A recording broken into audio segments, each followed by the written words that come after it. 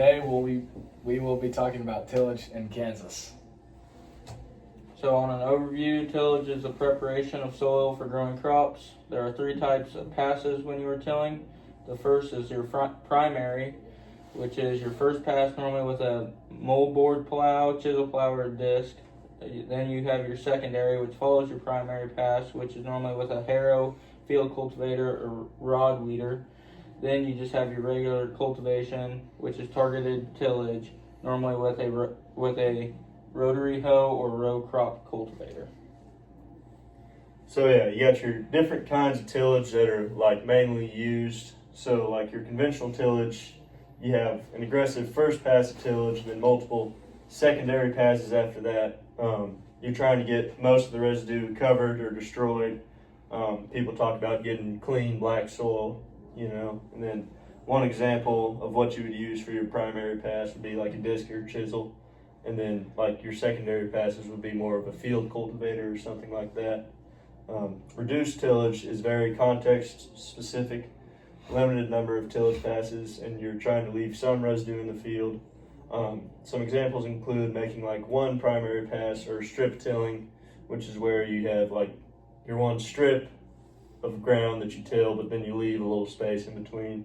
And then no-till, which is you're leaving all the residue in the field and your only tillage, or the only way you're hurting the dirt, I guess, hurting's not a good term, but affecting the dirt comes from like when you're sowing the crop or planting it.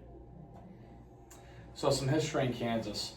Early settlers of Kansas found it hard to break up virgin prairie soil, so deep tilling and plowing became common practice. This led to overtilling and a severe loosening of the soil.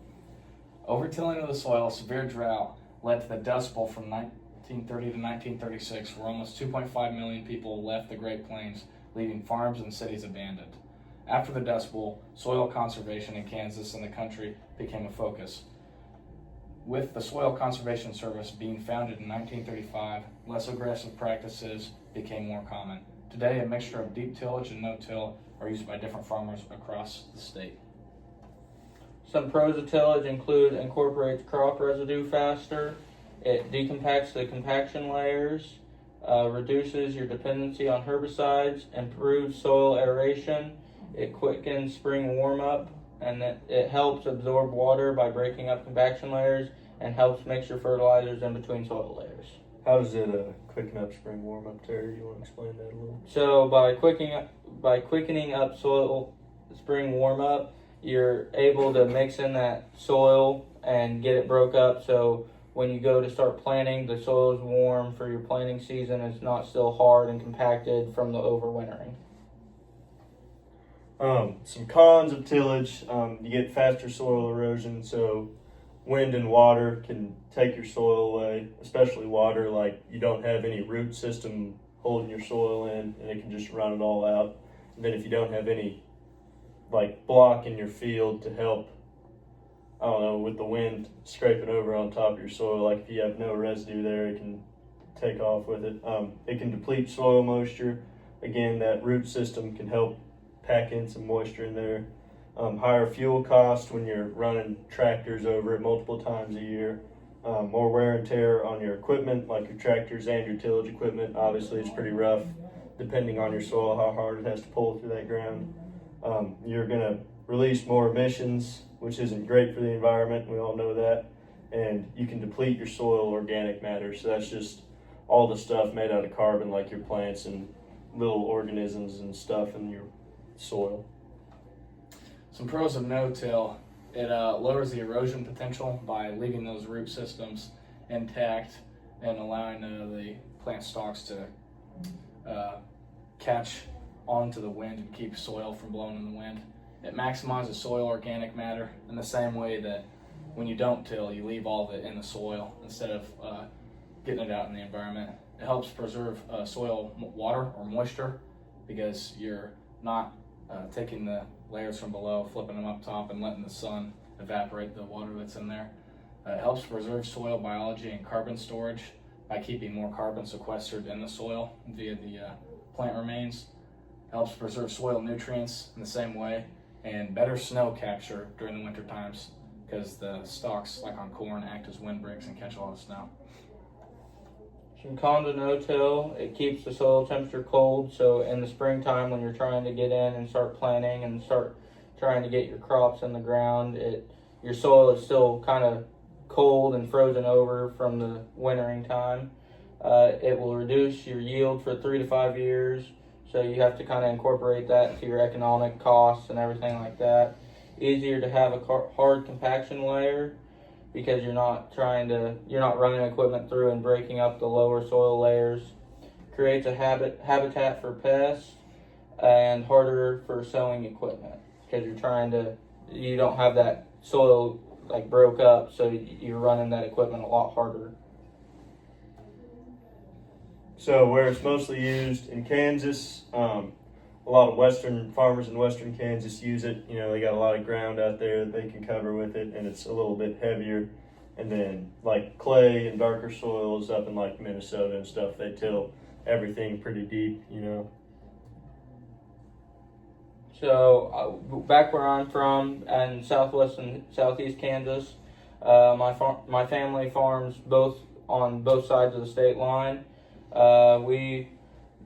Around where we farm, it's mostly clay soil texture, and so that just sticks to everything a lot of the time. We plant a variety of corn and soybean every year, just kind of rotationally for each pasture. We've been doing majority no-till for the last 10 years, so trying to keep as much of the top soil on the ground, and trying to prevent erosion.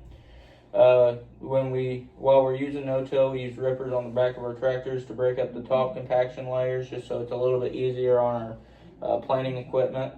We do still use a tillage implement sometimes whenever we do get a hard compaction layer in the lower subsoil, but majority of the time we try and stick to the no-till systems. So I'm from Rice County in central Kansas. If I were to go back home, I would implement a no-till system. It helps. We got really sandy soil right where I'm at, and so it helps with erosion, obviously, like we said earlier. A lot of our ground, like around my house, is irrigated. So if you can kind of see here, my house is like right here in this bottom little deal, and this is all an old ancient riverbed, and so it's pretty much straight sand. So yeah, I think it would help just keeping that water from running through the soil, having a little something there. And then when my dad farmed back in the day, he was a big no-till guy and got in pretty early on it. My main crops would be beans, corn, sorghum, and wheat. And then I would probably try to get into a little irrigated alfalfa as well. I feel like that's something a lot of guys in my area really don't take advantage of. So where I'm from central Indiana, Hancock County. If I were to go back and farm, I would more than likely implement no-till or at most strip tilling into my farming. A lot of guys around my area, pretty much everyone uses no-till, especially with not like we get a ton of snow compared to here, but we do get a decent amount of snow every year, so we like to keep no-till to keep a bunch of that moisture on the ground. Around my house, there are a bunch of silty and sandy loams, so some of the soils drain pretty well, but some of them don't. So we do implement quite a bit of tiling around my home.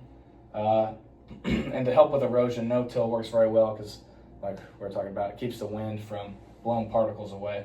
We don't use any irrigation. I figured I'd just include that.